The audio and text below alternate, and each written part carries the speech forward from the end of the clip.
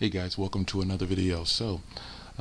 Had the phone for about 4 days or so now, and I think it's time for a first impressions video. The LG G Flex.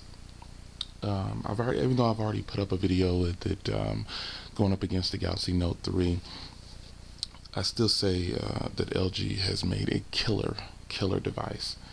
And that's not to say that it's bad compared to the Galaxy Note 3, but my first impressions of this phone, I was actually pretty shocked.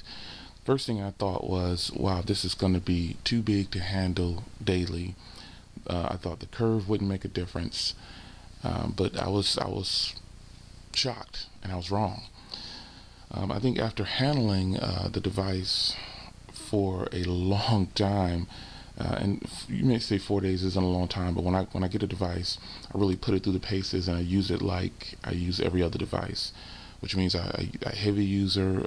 If you've been following my videos, you know I'm a very heavy user, and I don't listen to what other people's opinions are. I test it for myself, which leads me to this point. The curve in the phone, a lot of people say it doesn't do anything, but I believe that it does. I think the LG G Flex, the way this is built, it becomes very comfortable to hold in your hand. And it sounds weird, but I got this to replace my Galaxy Note 3 as one of my daily drivers, because as you know, I carry two phones, iPhone 5s or a Nexus and a Note or whatever, but now I'm using the G Flex to replace the Note 3. I'm not getting rid of the Note 3, again I must stress that, but this will replace the Note 3 for daily use, and it has done a spectacular job.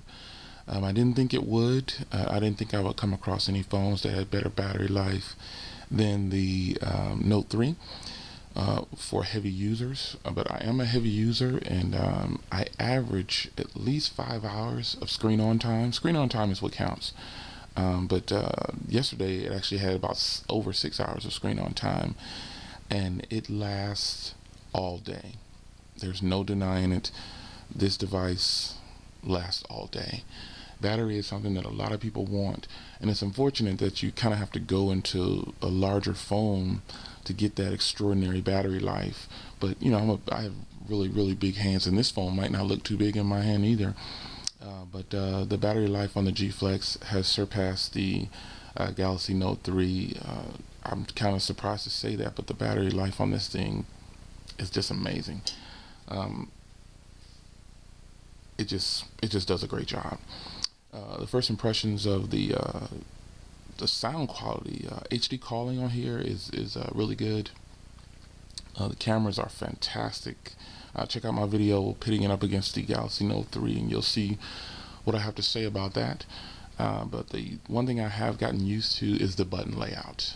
I just didn't think that anyone could change my thoughts on where your buttons are supposed to be. But who's to say that they're supposed to be on the sides and the top? LG, that's who says it. But performance and everything is just fantastic. It is just a great all-around device, and I really like. I got a question about rooting. Are you going to root this device, or are you going to? I get that a lot. Well, a lot of the things that require root don't require root anymore. And one thing I like about the LG G Flex is I can change the way my buttons are laid out. You know, I can put them over there, and you see I have 6 things down here and the app tray. I think that's pretty great. I think that's a great thing. What can I say? The LG G Flex has flexed its muscles and impressed me to the fullest.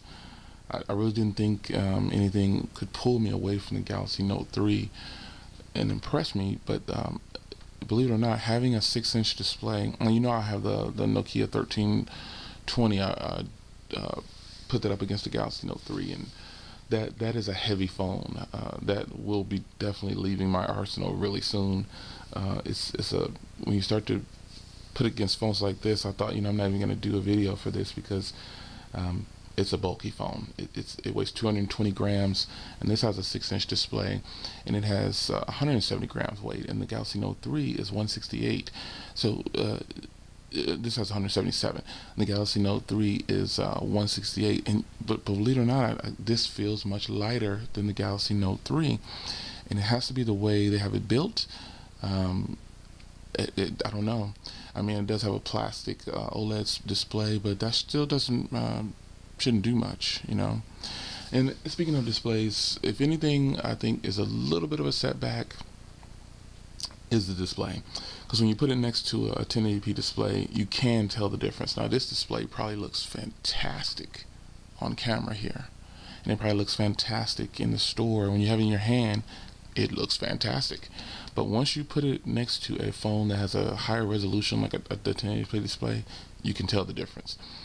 Depending on what phone it is. Again, go check out my Note 3 video. And the iPhone 5S, I won't even put it up against that one because it has such a small display. It'll look like it's really sharp next to this one, and it does have a great display. But just go check out the video, and you'll see that the display is definitely something that, you know, hey, they came down on. But you know, I've also read that this device has been in the works, in creation phase, for like 5 years. Now, I don't know how true that is, and you can confirm it if you want to, guys, in the comments. I have no idea, because I didn't even know about this device, obviously, until, you know, I wasn't really following it, tracking. I thought, yeah, it's, you know, gimmicky, but it turns out to be, it's a good thing. But maybe at the time when they built this device, they decided, you know, 720p is all they had to work with at the time. So I do predict, though, that the next curved display will be a 1080p. I think that's just kind of, it's not much of a hard thing to predict, because the device is selling very well. Contrary to what you might believe, you know, you hear some of these bloggers saying that it's, you know, it leaves you wanting more, particularly Android community. And I don't normally follow Android community. Android Authority is one of my favorite blogs to follow. But Android community just gave this phone a complete thumbs down, and I disagree, because for one, these guys are just borrowing the phone for a week or two, or not even two. I mean, it says that they had it for a month, but they just borrow it and they give it back. They're loaners to them. But people like me and you, we have to buy the devices, and we keep them, you know, and the only way we can get rid of them is we try to sell them, or, you know, trade off, or whatever we do to get rid of our devices. But I think that if you get this device, well, the best way to do it is if you're in the market for a device, or if you're like me and you're following the tech world. It's hard not to pick up and get your hands on everything that's out there. But if you want a very solid, I don't want to call this a phablet, because I think Samsung holds the title for that. You know, this doesn't have an S Pen or anything, even though it has a lot of the features, like the dual screen mode. I think theirs is really cool compared to Samsung's. But you know, I still don't. It's got the note taking, you know, quick memo. But I don't consider this a phablet at all. I just think it's a very large phone. Phablets, to me, can do tons of things. Like, it'll help you replace your computer, and we all know that the Galaxy Notes line can do that. But nonetheless, first impressions. You know, I've been a lot of the devices. You guys are probably saying, "Oh, he says that about every device," but you know, the fact of the matter is, I don't have a favorite operating system. Like, I'm not going to be biased to one or the other. And you know, this is a very impressive device. Is it the best on the market? Of course not. Is it the best that I have in my arsenal? Of course not. But just overall, this is a great device, and I think you'll be very pleased if you decide to pick it up. But I'll say some of these things for my full review. But I always do a first impressions video, and I gotta say that for now, definitely impressed. I'm almost ready to give a rating, and I think you know what that rating would be. But I gotta say, I'm very impressed. Got some accessories coming. I've been dealing with Newegg to get my accessories now, because I bought my G-Pad 8.3 from Newegg. It was real affordable, and they decided to give me some free money. So buying accessories for this thing from Newegg, and the shipping is a lot longer, so it's like 5 to 7 days. But I do have some cases coming in, and we'll see how this goes.